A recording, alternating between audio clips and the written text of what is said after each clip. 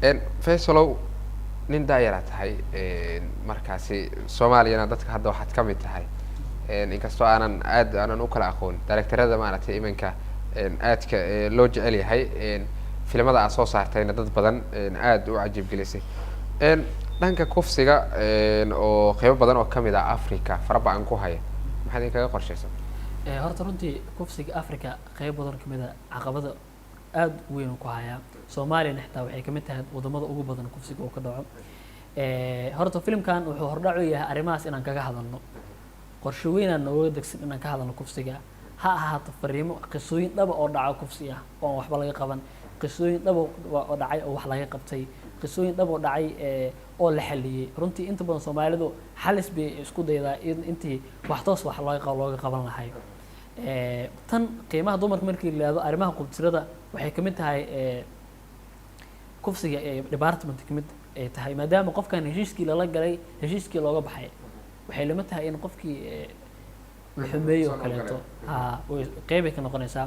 marka arrimaha kufsiga runtii waxyaabo fara badan aan uga diyaarsan xitaa sheekooyin badan oo kufsi ku saabsan oo aan kaga hadlayno oo wacyigelin aan kaga sameeyno bulshada ayaa noo diyaarsan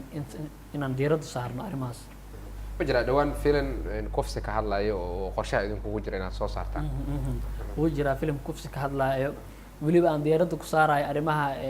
in gabadha la xumeeyo odayaal ay ka hadlaan waxyaaba ugu badan oo inta badan Soomaalida ka dhacda waxa kamid ah in gabadhii la xumeeyo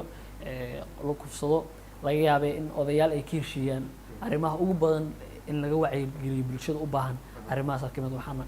waana arrimaha ugu horeeya aan diiradda saari doono inaan ka hadalno waqti marka waa maxay doorka dhalinyarada ay ka qaadan karaan wacyigelinta in ka badan odayaasha waxay kamid tahay ama ugu muhiimsan waxa waaye dhalinyaradu ayaga is og inta badan odayaasha waxa laga yaabaa waqtigoodii way qaateen waxa laga yaabaa arrimahan